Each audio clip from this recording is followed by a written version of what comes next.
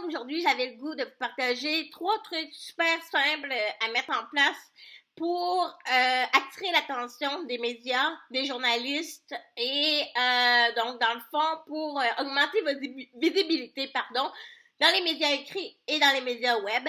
Alors ça, c'est les 3 trucs qui m'ont super aidé dans ma carrière jusqu'à aujourd'hui. Vous pouvez le voir d'ailleurs. Donc, mon premier truc, c'est de positionner sur 3 mots clés que vous aimeriez qu'on retienne de vous dans votre positionnement sur le web. Par exemple, dans mon cas, si vous me suivez longtemps, vous savez que je parle d'entrepreneuriat, de web et de mentorat. C'est 3 sujets qu'on m'identifie assez rapidement. Et en étant très cohérent, les gens dans les moteurs de recherche vont retrouver beaucoup d'informations là à mon sujet autour de ces 3 mots-là. Donc, pensez à 3 mots que vous aimeriez positionner sur le web. Ensuite, mon deuxième conseil, j'en ai déjà parlé dans une autre capsule, parlez de vos expériences. Vous pouvez parler de votre expertise dans votre domaine d'activité. Le problème, c'est qu'il y a 50 000 personnes qui font la même chose que vous. Alors, comment se sortir du lot, si on peut dire, de toutes ces personnes-là? C'est de parler de vos expériences par rapport à votre domaine d'activité.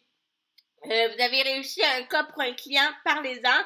Vous avez vécu quelque chose, parlez-en. L'idée, c'est de montrer que vous avez des exemples concrets et que vous avez passé à l'action pour atteindre des résultats qui sont concrets. Alors, les gens veulent voir que vous avez vraiment de l'expérience. Ça, c'est qu'est-ce qui va vous aider à vous démarquer du lot dans votre secteur d'activité et attirer l'attention de certains médias. Ensuite, suivez les journalistes et recherchistes, principalement sur Twitter. Ça, c'est mon arme secrète. Donc, je suis beaucoup de journalistes, beaucoup de recherchistes aussi. Pourquoi? Parce que je veux savoir quelles sont les opportunités qui s'offrent à moi pour certains sujets. Puis aussi, je veux qu'ils me connaissent. Donc, évidemment, le but, c'est pas juste d'attirer leur attention, mais c'est de créer un contact à long terme avec eux, parce que c'est des gens qui vont te suivre, qui vont suivre ton histoire pendant longtemps.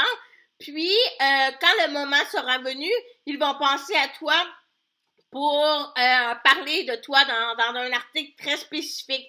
Alors, moi, il y a beaucoup de journalistes qui me suivent depuis mes débuts et souvent, ils viennent me voir et ça fait longtemps qu'on te suit. On sait qu'il y a un parcours particulier, tout ça. Ben là, on écrit un article à ce sujet-là. Est-ce que tu voudrais témoigner, tout ça? Des fois, ça m'est arrivé de refuser parce que je trouvais que c'était trop vite dans mon parcours de parler de certaines choses et tout ça. Mais l'idée, c'est de rester en contact avec ces gens-là parce que ils sont vraiment fantastiques.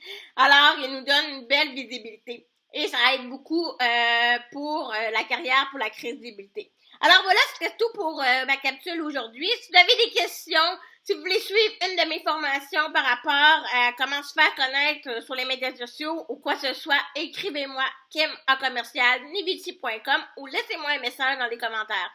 À bientôt!